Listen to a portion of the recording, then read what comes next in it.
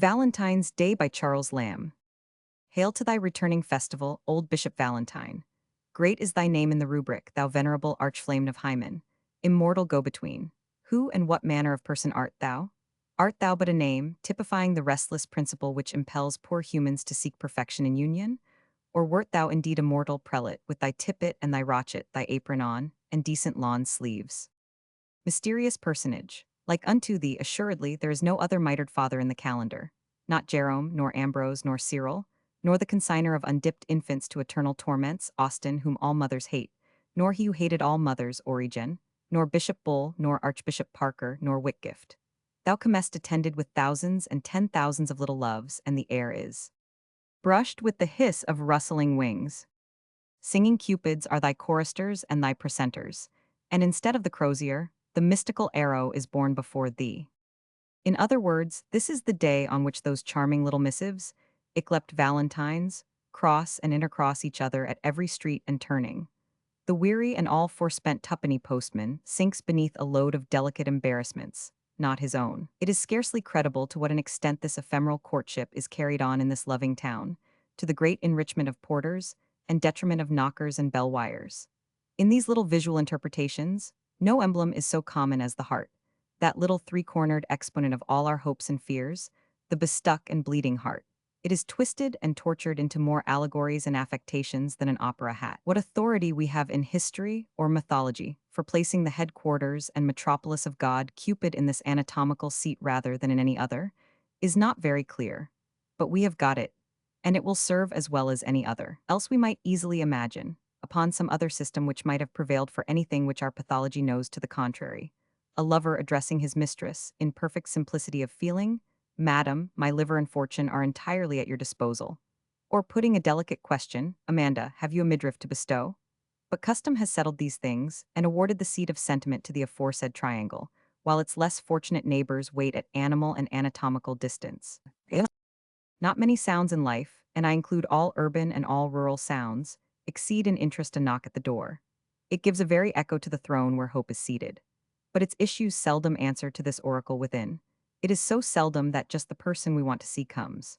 But of all the clamorous visitations, the welcomest in expectation is the sound that ushers in, or seems to usher in, a Valentine. As the raven himself was hoarse that announced the fatal entrance of Duncan, so the knock of the postman on this day is light, airy, confident, and befitting one that bringeth good tidings. It is less mechanical than on other days. You will say, that is not the post, I am sure. Visions of love, of cupids, of hymens, delightful eternal commonplaces which having been will always be, which no schoolboy nor schoolman can write away, having your irreversible throne in the fancy and affections. What are your transports when the happy maiden, opening with careful finger, careful not to break the emblematic seal, bursts upon the sight of some well-designed allegory, some type, some youthful fancy, not without verses. Lovers all, a madrigal. Or some such device, not overabundant in sense. Young love disclaims it, and not quite silly, something between wind and water, a chorus where the sheep might almost join the shepherd, as they did, or as I apprehend they did, in Arcadia.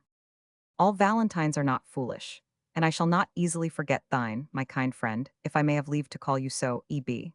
E.B. lived opposite a young maiden whom he had often seen, unseen, from his parlor window in C. E. Street. She was all joyousness and innocence, and just of an age to enjoy receiving a Valentine, and just of a temper to bear the disappointment of missing one with good humor. E.B. is an artist of no common powers. In the fancy parts of designing, perhaps inferior to none. His name is known at the bottom of many a well-executed vignette in the way of his profession, but no further, for E.B. is modest, and the world meets nobody halfway. E.B. meditated how he could repay this young maiden for many a favor which she had done him unknown, for when a kindly face greets us, though but passing by, and never knows us again, nor we it, we should feel it as an obligation, and E.B. did. This good artist set himself at work to please the damsel. It was just before Valentine's Day 3 years since.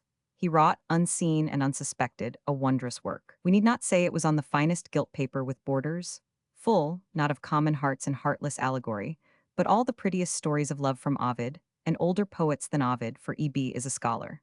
There was Pyramus and Thisbe, and be sure Dido was not forgot, nor Hero and Leander, and swans more than sang in Caister, with mottos and fanciful devices such as beseemed, a work in short of magic.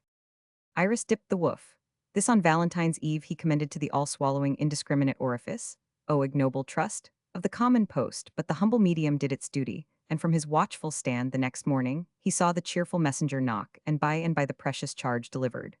He saw, unseen, the happy girl unfold the valentine, dance about, clap her hands, as one after one the pretty emblems unfolded themselves. She danced about, not with light love or foolish expectations, for she had no lover, or, if she had, none she knew that could have created those bright images which delighted her. It was more like some fairy present, a godsend, as our familiarly pious ancestors termed a benefit received, where the benefactor was unknown. It would do her no harm, it would do her good forever after. It is good to love the unknown. I only give this as a specimen of E.B. and his modest way of doing a concealed kindness. Good morrow to my Valentine, sings poor Ophelia, and no better wish but with better auspices, we wish to all faithful lovers, who are not too wise to despise old legends, but are content to rank themselves humble diocesans of old Bishop Valentine and his true church.